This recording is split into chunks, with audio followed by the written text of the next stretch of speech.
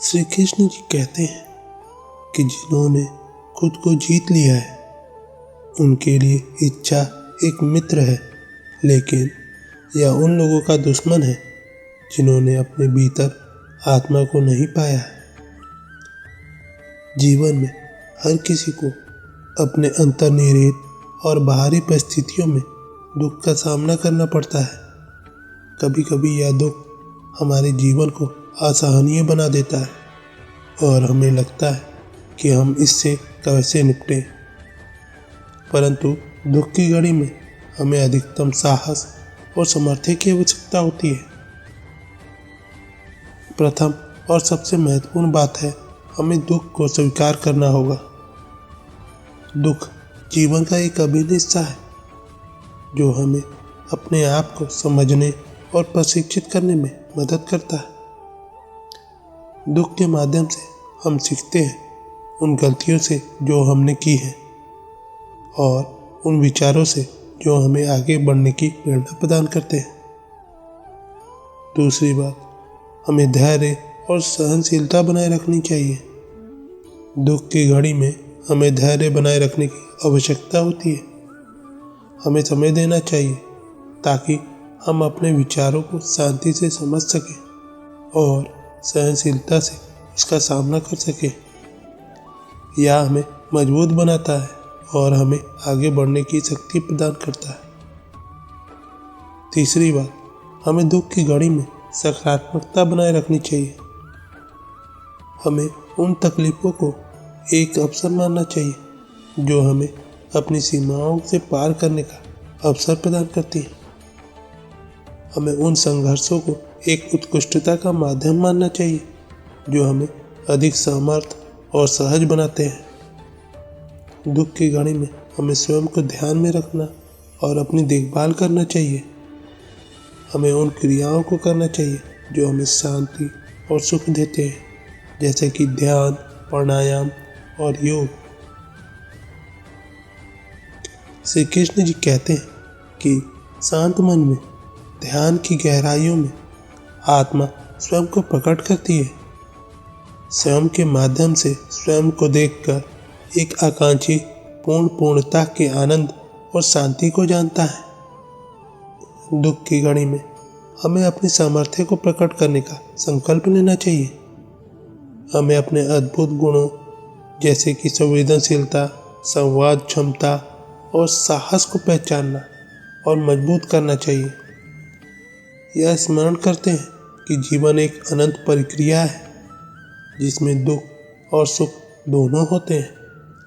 हमें दुख की घड़ी में अधिक संवेदनशीलता, धैर्य और सकारात्मकता के साथ आगे बढ़ना चाहिए, क्योंकि यही हमें अधिक समृद्ध और सफल बनाता है। दुख की घड़ी में हमें संघर्ष करने और आगे बढ़ने की क्षमता को बढ़ाने की आवश्यकता होती है। हमें इस समय में सकारात्मक रहना और आशा की किरण को देखने की क्षमता बनाए रखनी चाहिए। हमें स्वीकार करना चाहिए कि दुख हमारे जीवन का एक हिस्सा है और हमें इसका सामना करना होगा। इस समय में हमें अपनी भावनाओं को संतुलित रखने के लिए आत्मसंयम और स्थिरता की आवश्यकता होती है। हमें दुख को प्रेरित करने के लिए सकारात्मक विचारों का संज्ञान रखना चाहिए और स्वयं की शांति और सकारात्मकता के साथ भरना चाहिए। हमें अपने प्रियजनों और मित्रों के साथ संवाद में रहना महत्वपूर्ण होता है। उनका साथ हमें सामर्थ्य और समर्थन प्रदान करता है और हमें उनके साथ मिलकर आत्मविश्वास बढ़ाता है। हमें अपने आप को सक्रिय रखने के लिए शारीरिक और मानसिक स्वास्थ्य का ध्यान रखना चाहिए। योग, ध्यान और प्राणायाम जैसे संरक्षण की तकनीकों का अभ्यास करना हमें सकारात्मकता और ऊर्जा प्रदान कर सकता है। श्री कृष्ण जी कहते हैं कि व्यक्ति जो चाहे बन सकता है यदि वह विश्वास के साथ इच्छित वस्तु पर लगातार चिंतन करे। इस समय में हमें अपने लक्ष्यों को प्राप्त करने के लिए संघर्ष करने के लिए प्रतिबद्ध रहना होगा। यह अवसर हमें अधिक समृद्ध और सहज बनाता है और हमें अपने लक्ष्य की ओर अग्रसर करता है। हमें याद रखना होगा कि दुख और पीड़ा हमारे जीवन का एक हिस्सा है और हमें उससे सीखना है और आगे बढ़ने की क्षमता बनाए रखनी होगी। जीवन में दुख की घड़ी में आने वाली चुनौतियों को स्वीकार करना और उनके सामने संघर्ष करना हमारे अंदर की शक्ति को जागृत करता है। हमें यह याद रखना चाहिए कि जीवन में हर समस्या का समाधान होता है और हमें अपनी आत्मा की गहराइयों से उसे ढूंढना होता है। दुख की घड़ी में हमें अपने आप को समाहित और संतुलित रखने के लिए अपने आप को साकार करने की आवश्यकता होती है। हमें निरंतर आत्मचिंतन और मनोनियंत्रण की अभ्यास करना चाहिए ताकि हम समस्याओं का सामना करने के लिए सक्रिय रूप से तैयार रहें। दुख की घड़ी में हमें अपने आप को सकारात्मक और स्थिर रखने के लिए अपने अंदर की ऊर्जा को सक्रिय करने की आवश्यकता होती है। हमें अपने लक्ष्यों के प्रति प्रतिबद्ध रहना और उन्हें हासिल करने के लिए निरंतर प्रयत्नशील रहना चाहिए। हमें अपने अंदर के साहस और स्थायित्व को पहचानने की आवश्यकता होती है। हमें अपने विचारों को स्पष्ट करने के लिए ध्यान और मेघा का अभ्यास करना चाहिए ताकि हम संघर्ष के साथ सामना कर सकें। हमें अपने लक्ष्यों की ओर प्रतिबद्ध रहने के लिए संघर्ष करने की आवश्यकता होती है।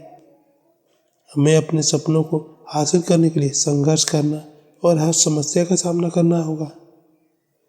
श्री कृष्ण जी कहते हैं कि इंद्रियों से मिलने वाला सुख पहले तो अमृत जैसा लगता है, लेकिन अंत में यह विष के समान कड़वा होता है।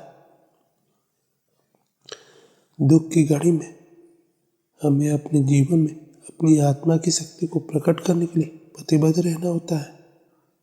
हमें अपने आत्मविश्वास को मजबूत करने के लिए सक्रिय रहना चाहिए ताकि हम समस्याओं का सामना करने के लिए तैयार रहें। दुख की घड़ी में हमें अपने जीवन में सकारात्मकता को बनाए रखने के लिए आत्मसंवेदना और ध्यान की आवश्यकता होती है। हमें अपने जीवन के उद्देश्य को स्पष्ट करने के लिए समय निकालना चाहिए ताकि हम सफलता की ओर अग्रसर हो सकें।